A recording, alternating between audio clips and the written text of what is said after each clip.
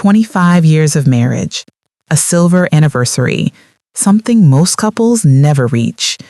I imagine that day would be filled with laughter, maybe a dinner surrounded by friends, a few old photos, and a toast to everything we'd built together. Instead, that night became the moment my life shattered and started over. It began a few weeks before our anniversary. I remember waking up at 3 a.m. to the sound of whispers from the other side of the bedroom door. Darren, my husband, was on the phone. His voice was low, urgent. "We have to do this right," he said. "She won't suspect a thing." And then I heard another voice, his mother, Celeste. "Of course not, son. Leave everything to me." I froze in bed, every nerve in my body tight. I didn't know what they were plotting, but it was clear. I was the she they were talking about. When Darren came back to bed, I shut my eyes and pretended to be asleep. He slipped under the covers gently, careful not to wake me, but I could feel the tension in him, the kind that only comes from secrets. The next morning, he was oddly cheerful. Too cheerful. He kissed my cheek, called me my love, and talked about picking a restaurant for our anniversary. Now, I don't know about your marriage, but after 25 years, you get used to certain patterns. Darren had never once shown interest in planning our anniversary. That was always my thing. He'd just show up and complain about the food or the crowd. So yes, something was off. When he left for work, he forgot his phone on the nightstand. It buzzed. A calendar reminder popped up. Call S at 11 a.m. S. Just one letter. Simple, mysterious. When he came home, I asked casually while watering the plants, "Hey, who's S?" He froze. Just for a second. But I caught it. The panic behind his smile. "Oh, Sanchez, a colleague from Seattle. Just work stuff." "Sure, work stuff." I lived with that man long enough to know every twitch on his face, especially the one his left eye made whenever he lied. That little tick danced right then. As soon as he left again, I stood at the window watching the clouds gather over Washington, D.C. We'd met in college. Me, an accounting major with big dreams, and him, a young marketing manager full of ambition and charm. We'd been through everything together. Career struggles, medical scares, heartbreak over not being able to have children. The doctors never found a reason. It just never happened. And while I made peace with it, Darren never truly did. His mother made sure of that.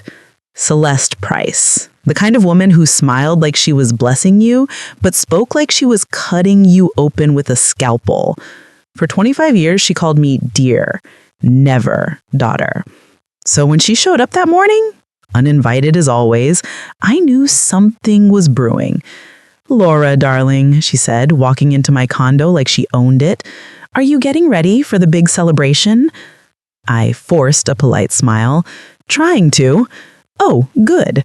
Darren told me it'll be at a nice restaurant. That's so much better. Much more respectable. Home parties feel so small town." She glanced around my living room like she was inspecting a hotel she wouldn't stay in. And then came the question that chilled my blood. "By the way, Laura, where do you keep the condo papers?" "The condo papers," I repeated. "Oh, just curious. You never know what could happen. I was thinking of the future. Darren's nephews, the next generation. Someone has to inherit eventually." Nephews. Not even her own grandchildren because we never had any. She wanted her family to have my home. That was the moment I knew. They were plotting something. That night after she left, I went straight to Darren's laptop. His password had always been our first date, July 12th, 1999. It didn't work. For the first time in 25 years, he'd changed it. I tried his birthday, nothing. His mother's birthday, still no luck. Then I tried our wedding date backwards. It opened, and what I found made my stomach turn. His browser history was filled with searches like how to divorce when assets are shared, keeping the house in a divorce, spousal rights, property division loopholes. Every click was a knife. And right then, the phone rang. My best friend Candace. "Laura, you won't believe this. I just saw Darren at Tyson's Galleria with a young blonde. They were at a jewelry store. Looked like they were picking out rings." I gripped the phone so tight my fingers hurt. "Was he affectionate?" I asked quietly. "Oh yeah, they couldn't keep their hands off each other." "Are you okay?" "I'm fine," I lied. "Completely fine." That evening, Darren came home with roses and fancy chocolates, as if to mock me. "For my one and only," he said, smiling. My one and only. He didn't realize that phrase would soon mark the beginning of his downfall. I looked him straight in the eyes. "We need to talk about our future." He froze for just a second, then turned on the TV. "Let's not ruin the mood, babe. After the party, okay? We'll talk after the celebration." After the celebration. Those words echoed in my head all night. He was planning something for that night. Something final. But what Darren didn't know was that I was already planning something too. I wasn't going to cry, beg, or break. I was going to outsmart them and their mother on their own game. By the time I fell asleep that night, I knew one thing. I wasn't the naive wife they thought I was. This time, I'd make sure they were the ones caught off guard. And the anniversary would be one they'd never forget.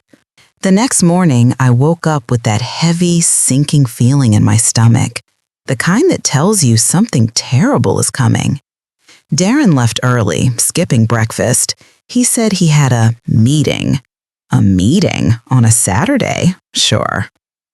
At 11, the home phone rang. Darren's cell was still on the counter where he'd left it face down. I didn't pick up, but the voicemail did. "Dee, it's Mom. I spoke to Mr. Hayes. Everything can be arranged. The important thing is that she doesn't suspect anything until the very last moment. Call me when you're free." Hayes, the so-called colleague from Seattle, the mysterious S. It was all coming together now. The late-night calls, the forced affection, the sudden obsession with a perfect anniversary. My husband and his mother weren't planning a celebration. They were planning my humiliation. My hand shook as I picked up Darren's phone. A 6-digit code. He'd changed that, too. I tried the date we met. Wrong. His mother's birthday. Wrong. Then it hit me. That blonde at the jewelry store. I tried March 8th, International Women's Day. The screen unlocked. And there it was, the full truth flashing at me in glowing text bubbles. "Sierra, Dee, you said after the anniversary we'd finally be together." "Darren, just a little more patience. The condo will be ours soon." "Sierra, your mom says the lawyer has everything ready. I hate pretending." "I know, baby.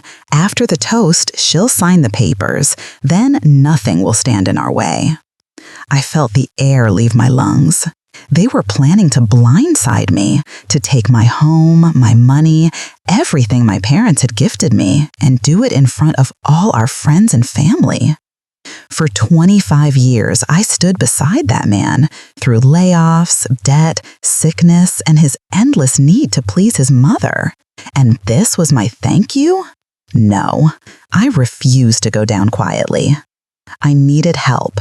So I called Aisha Cole, an old college friend, now a respected family lawyer in D.C. We hadn't talked in years, but when she answered, her voice was the same warm, steady tone I remembered. "Laura Bennett, wow, been ages. What's going on?" "Aisha, I need your advice. It's about a marriage issue." "Of course. Can you come in today? Say 6 o'clock. That evening, I drove downtown. Aisha's office sat high above the city, all glass and steel and confidence. She hugged me when I arrived, but her smile faded the second she saw my face. "Sit down. Tell me everything." So I did. The whispers, the phone calls, the lawyer, the blonde, everything.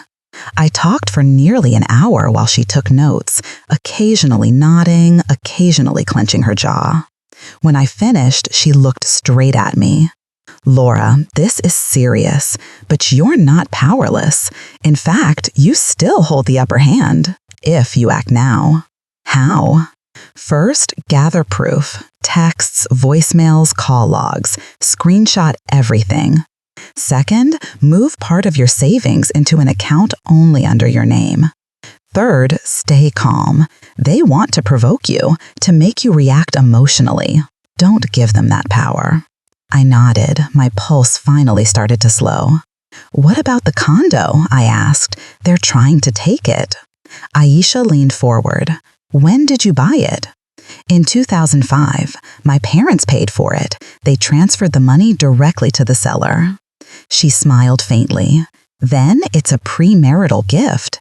If that money came from your parents and you were the recipient, Darren can't touch it, but we'll need paperwork." "I think the lawyer who helped us buy it still has those records." "Perfect," she said. "Find him first thing Monday morning. And Laura, whatever happens, don't let them know you know."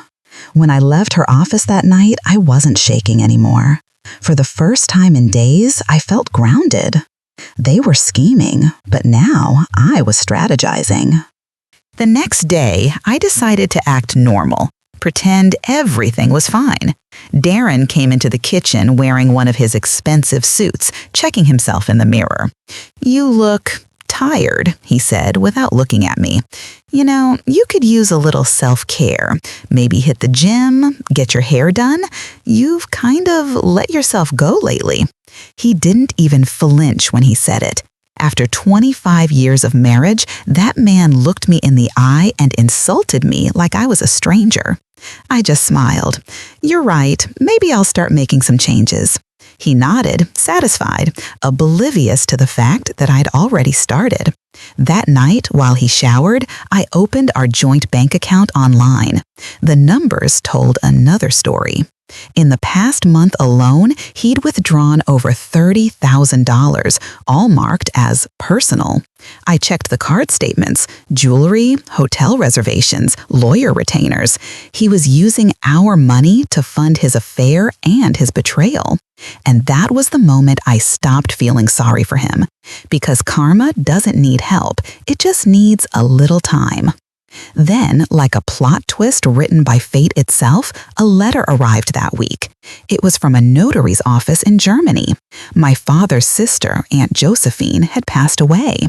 She'd never married, never had kids, and she'd left her entire estate to me.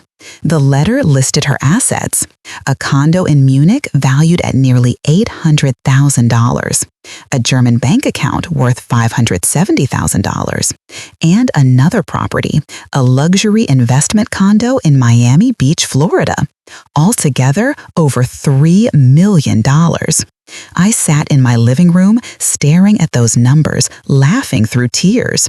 After years of being made to feel small, worthless, dependent, suddenly I had more security than Darren ever dreamed of. And I didn't tell him a word.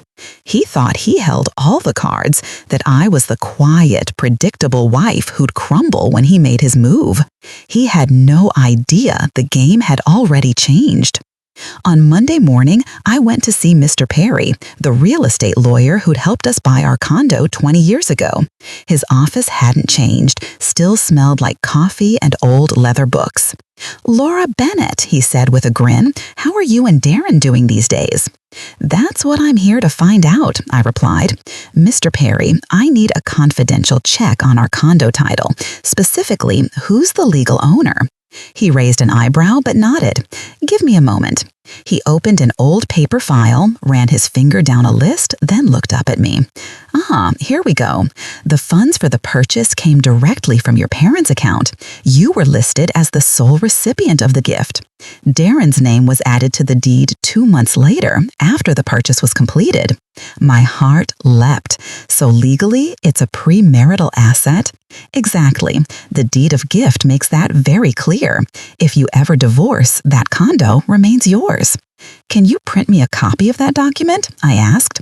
Of course, come by tomorrow and I'll have it ready. When I walked out of that office for the first time in weeks, I smiled. Darren and his mother thought they were setting a trap for me, but they'd built it under their own feet. That evening, a courier arrived from Germany, the official inheritance documents. It was all real, every euro, every property. I looked at the papers, felt the weight of them in my hands, and realized I was free. I just hadn't told them yet. Because when Darren made his big speech at our silver anniversary, I was going to give one of my own. Only mine would end with applause.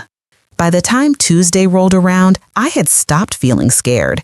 Fear had turned into focus. I knew exactly what Darren and his mother were plotting, and now I had every piece I needed to flip the script.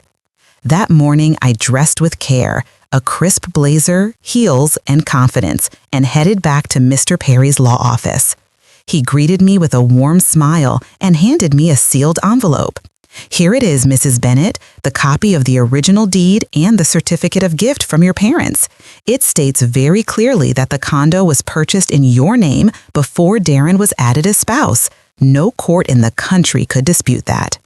I held that envelope like a lifeline. Thank you, Mr. Perry. You might have just saved my life. You deserve peace, Laura, he said kindly. You always did everything by the book. Don't let anyone take that away. As I stepped out into the crisp DC air, the city looked different, brighter, more alive, because now, for the first time in years, I wasn't trapped. That afternoon, I got a call from Darren. His voice was too cheerful. Honey, I've been thinking, let's make our anniversary special. Let's invite everyone, coworkers, family, friends. I already booked the ballroom at the Watergate Hotel. My stomach tightened. The Watergate Hotel, elegant, expensive, and the perfect stage for public humiliation. Wow, that sounds extravagant, I said lightly. Isn't that a bit much? Not at all, he said. It's a silver anniversary. I want everyone to see how happy we are. He laughed, and that laugh made my skin crawl.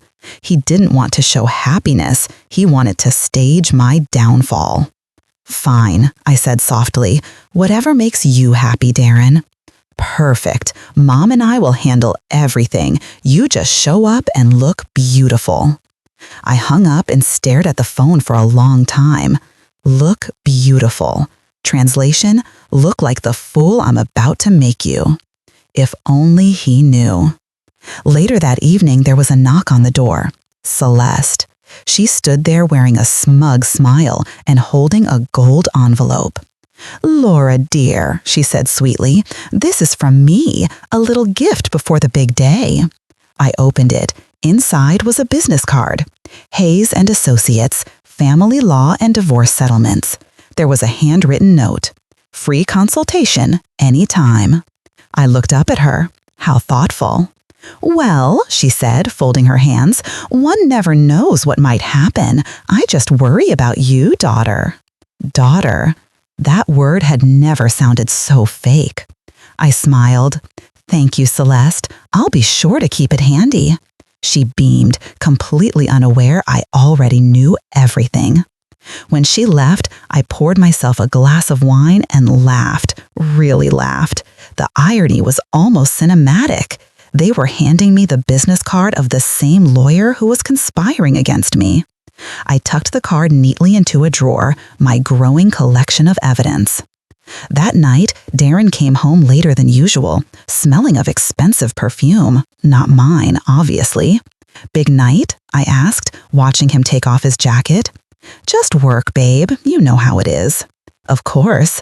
I hope your assistant was helpful. He blinked, a flicker of suspicion crossing his face. What assistant? Oh, nothing, I said with a smile. Just a guess. He hesitated, then brushed it off. Anyway, everything's ready for Saturday. The ballroom, the menu, the guest list. It'll be unforgettable. You're right, I said softly. Unforgettable. He didn't realize how right he was. The next morning, I took care of business. First, I went to the bank and opened a new account, my name only. I transferred half of our joint savings there. If Darren wanted to keep spending on his mistress, he could do it with his half. Next, I took the documents from Mr. Perry and made digital copies, storing them in a secure cloud folder and a flash drive I hid inside an old perfume box. Then I went to work. My boss, Mr. Boudreau, was a fair man, strict but kind. I closed the door behind me. Mr. Boudreau, can I talk to you privately? Of course, Laura. Everything all right? Everything's fine now, but I might be going through a difficult personal phase soon. I wanted you to know it won't affect my performance. He frowned. Are you talking about a divorce? I smiled faintly. Let's just say some things are changing. Laura, you've been our best controller for 15 years. Whatever happens, you have my full support. That reassurance felt like a warm blanket after weeks of cold deceit. That night, while Darren was at another meeting, I pulled out the inheritance documents from Germany. My Aunt Josephine had left me more than wealth. She had left me power, a second chance at life. I spent hours researching how to register the assets, transfer funds, and secure everything under my name. When I finally leaned back, exhaustion hit me. But it wasn't the kind that comes from weakness. It was the calm that follows resolve. By the end of the week, I was ready. Friday morning, I visited the German consulate to finalize the inheritance paperwork. The consul, a gray-haired man with kind eyes, looked through my documents and smiled. Everything appears to be in perfect order, Mrs. Bennett. The accounts will be available within a week. The Miami property is now legally yours. Thank you, I said, my voice trembling slightly. When I walked out into the sunlight, I could almost feel a new life waiting for me. I owned 3 properties, had over $1 million in cash, and, best of all, my freedom. I didn't owe Darren anything. Now, I just had to let him think I did. That afternoon, I stopped by the Watergate to see the ballroom. The manager greeted me kindly. You must be Mrs. Bennett. Your husband already settled everything. Beautiful event planned. 100 guests, full-course dinner, champagne, live music. It'll be stunning. Oh, I'm sure it will, I said with a polite smile. Out of curiosity, how much did it all cost? $45,000. $45,000 of our joint savings to fund his grand betrayal. I forced a smile. He always likes to go big. The manager chuckled, unaware of the storm that was about to hit that ballroom. On my way out, I saw her, the blonde from the jewelry store, Sierra. She stood by the entrance in a designer coat, phone pressed to her ear. Dee, my love, she said, loud enough for me to hear. Tomorrow, everyone will know. I can't wait to move into our new condo. She turned, our eyes met. She looked me up and down with that bored, smug little smirk people wear when they think they've won. Excuse me, I said, walking up. Do you know where the manager's office is? No idea, she replied curtly. I don't work here. Then into the phone again. Some woman's asking me questions. Some woman. I smiled, walking away. If only she knew that the some woman she just dismissed was about to destroy every fantasy she had built. That night, back home, Darren was pacing the living room, rehearsing lines in front of the mirror. Dear friends, he murmured, life is about courage and honesty. He didn't notice me watching from the doorway. He was practicing his speech, the one where he'd announce our divorce, humiliate me, and claim everything for himself. But speeches can turn. Sometimes the final word belongs to the one you least expect. When I went to bed, I whispered to myself, "Tomorrow, I stop being his victim. Tomorrow, I tell my truth." The morning of our anniversary felt eerily peaceful. The sun glowed through the kitchen window like it had no idea what kind of storm was about to break. Darren was humming to himself, fixing his tie in the hallway mirror. His nerves made him chatty. "Big day, huh?" he said. 25 years. "Yes," I replied, pouring coffee. 25 years of surprises. He grinned, not catching my tone. "After tonight, everything's going to change for us, Laura, completely." I smiled faintly. I'm counting on it. He thought that was agreement. He didn't realize I was counting on his change, not mine. By evening, the city was dressed in lights. The Watergate Hotel shimmered against the night sky, elegant and expectant. I wore a navy blue gown, simple, graceful, and strong. It wasn't meant to impress him. It was my armor. As we drove, Darren tapped the steering wheel nervously, glancing at me now and then. "You look great," he said. "Thank you," I replied. "You too." We said nothing else. The silence between us wasn't awkward. It was final. When we pulled up, the valet opened my door. The sound of laughter and music drifted from the ballroom upstairs. Inside, everything glittered. Chandeliers, white roses, champagne towers. 100 guests mingled in soft candlelight. Everyone smiled at us, unaware they were about to witness the end of a marriage and the rebirth of a woman. "Laura, you look stunning," my coworker Marina exclaimed, hugging me. 25 years, that's amazing. What's your secret?" I smiled. Patience. Across the room, I spotted Celeste moving between tables, greeting guests like a queen at her son's coronation. And near the back, there she was, Sierra. She was wearing an ivory dress that screamed expensive, laughing a little too loud, pretending she belonged. Darren introduced her as his new marketing assistant. I could see the smirk playing at her lips every time someone congratulated us. And in the corner, a man in a dark suit sat alone, his face serious. I recognized him from the business card Celeste had given me. Mr. Hayes, the lawyer, their closer. Everything was in place. The stage, the audience, the villains. And me, the woman they thought would stay quiet. The music faded and the host tapped the microphone. "Ladies and gentlemen," he said, "may I have your attention? Darren Bennett would like to say a few words in honor of his wife." Darren stood, adjusted his tie, and walked to the center of the ballroom with a confident smile. He looked like a man stepping into victory. "Friends," he began, "thank you for being here tonight. 25 years is no small thing. A quarter century beside one person, it teaches you a lot." People smiled, glasses raised. "I've thought a lot about our life together," he continued, "about what made us happy and what didn't. And I realized something important. People change." The air in the room shifted. Soft murmurs rippled through the crowd. What seems right when you're young can turn out to be a mistake later. And for that, I owe Laura the truth. I could hear my heart pounding. "For 25 years," he said, "I've lived in a marriage that wasn't right for me. Laura is a good woman, but not the woman I need. I want to be honest. I'm filing for divorce." A gasp tore through the room. Someone whispered, "Is this real?" Darren straightened, speaking louder, bolder. "I want a fair division of assets. Laura will have what the law allows, but it's time for a new chapter, a new life." He glanced at Sierra, who tried and failed to hide her smile. And his mother beamed like she was watching her son win a trophy.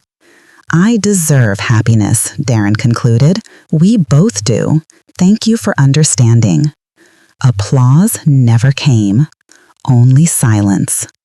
That's when I stood up, calm, composed, and done pretending. Thank you, Darren, I said softly, taking the microphone from his hand. The room went still. You're absolutely right. 25 years teaches you a lot, especially about lies. He blinked, confused. Laura? No, please, I said sweetly. You've had your turn. It's only fair I get mine. The crowd leaned in, every eye on me. Dear friends, I began, my husband here wanted to celebrate truth tonight, so let's do that. The truth is, I've known about his affair for weeks, about his mistress, Sierra, standing right there pretending to be his assistant. A wave of gasps rippled across the room. Sierra froze, her face going pale. I also know about the secret meetings, the lawyer in the corner, hello, Mr. Hayes, and the plan to make me sign away my rights to the condo my parents bought for me.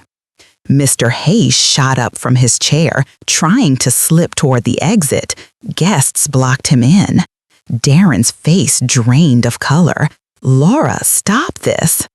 Oh, I'm just getting started. I reached into my purse and pulled out a folder, my evidence, my freedom. See this? I said, holding up the document. This condo isn't shared property. It's a premarital gift from my parents. I have the original deed from our lawyer. It belongs solely to me. The room erupted, whispers, gasps, phones recording. And since we're telling the truth, I continued, I also recently inherited my aunt's estate, worth over $3 million. So no, Darren, you're not getting my condo, or my money, or anything else. The silence was electric. You know what's funny, I said, smiling coldly. This party cost $45,000. My husband spent that from our joint savings to humiliate me. But I'm not mad. I consider it a farewell gift. A few guests chuckled nervously. Others murmured in disbelief. So, Darren, I said, turning to him, you wanted a new life? You're free. Take your wonderful woman and live wherever you please, just not in my home. He took a step toward me, his voice trembling. Laura, we can talk about this privately. No need. You wanted an audience, remember? Here they are. I handed the microphone back to the host. Thank you all for coming, I said, smiling at the crowd. Sorry the entertainment took such a dramatic turn, but sometimes the truth deserves a spotlight. And then I walked out. Behind me, chaos exploded, voices shouting, glasses breaking, guests confronting Darren and Sierra. You humiliated your wife in front of everyone, someone yelled. You're disgusting, another shouted. That poor woman. Sierra tried to leave, but a group of furious guests surrounded her. Home wrecker, one woman spat. How could you? Even Celeste was cornered, her perfect smile cracking as people whispered around her. I stepped out of the ballroom and into the cool night air. The city lights shimmered across the Potomac, and for the first time in years, I breathed freely. Through the hotel windows, I could still see the chaos. Darren, pale and desperate, trying to calm the crowd. His empire of lies was collapsing right there under the chandeliers. When I reached the curb, a taxi pulled up. Beautiful night, the driver said as I got in. Yes, I replied, watching the hotel fade in the rearview mirror. Beautiful and long overdue.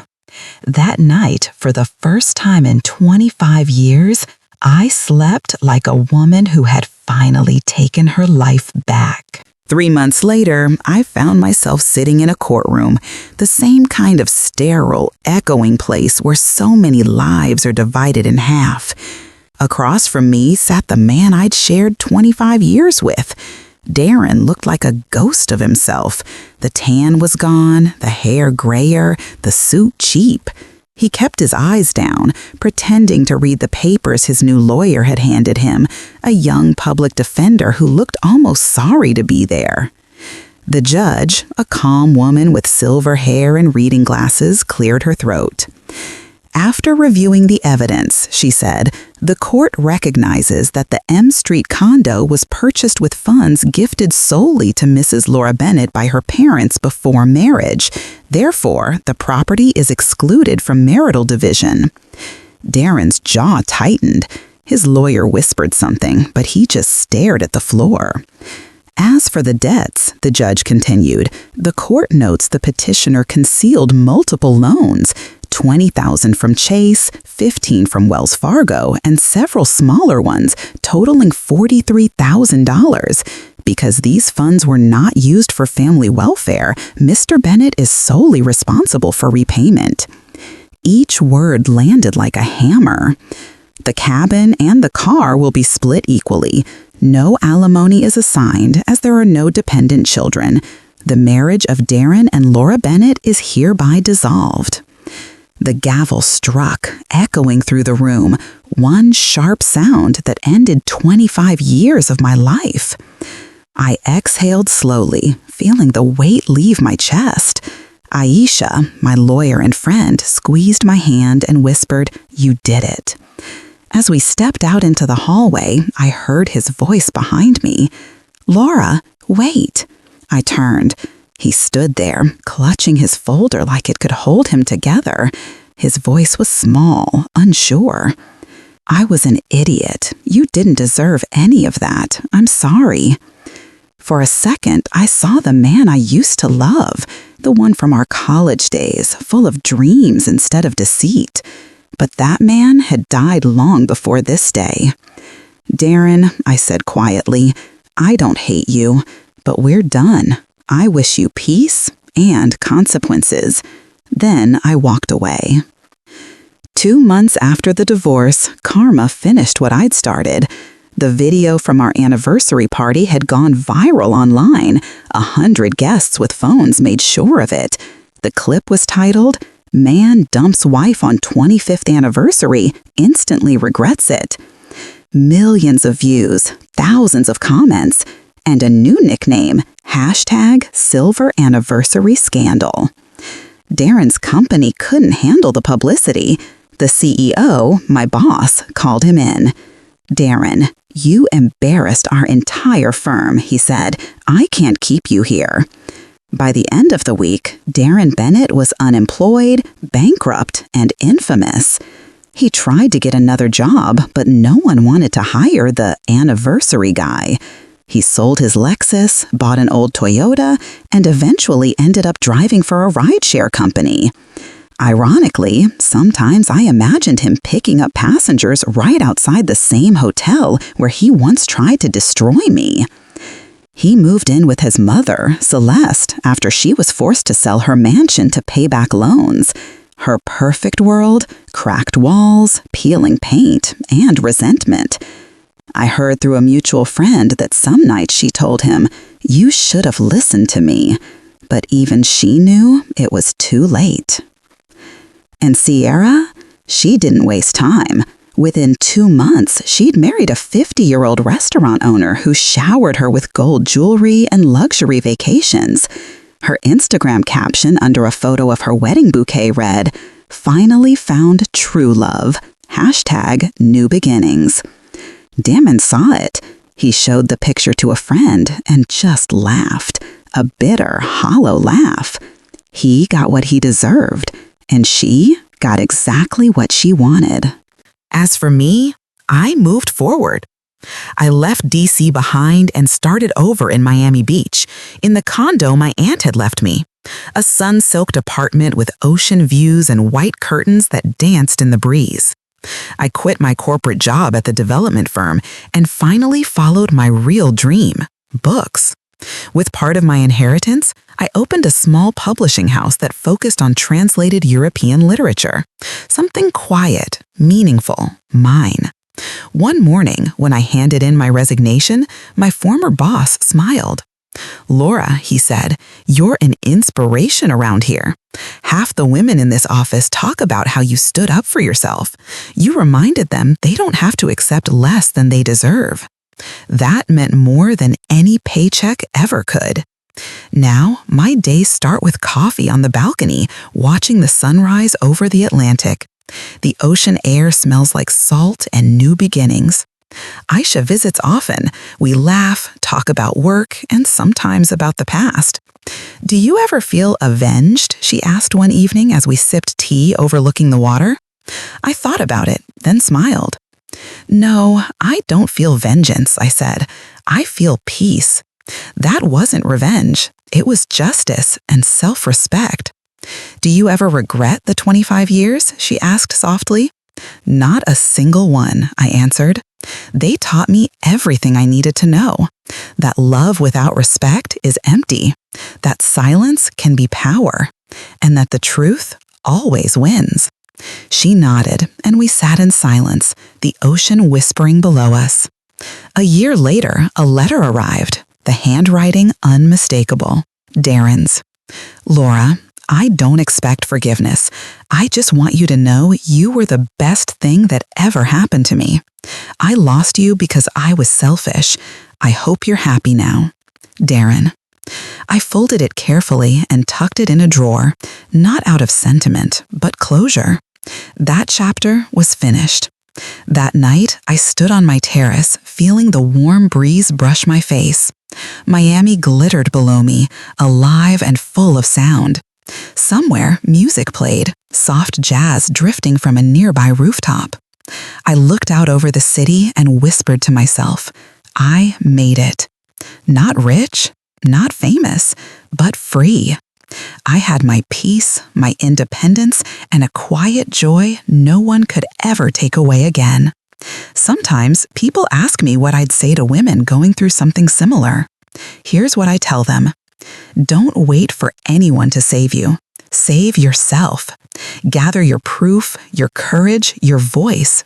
Because the moment you stop being afraid, the people who try to break you lose all their power. The truth might hurt at first, but in the end, it sets you free. And freedom is worth everything. And that's my story, how a betrayal on my 25th anniversary turned into the best beginning of my life. If you liked my story, please subscribe and leave a comment below. Your support helps me keep sharing more real-life stories of strength, truth, and second chances. With love and gratitude, Laura Bennett.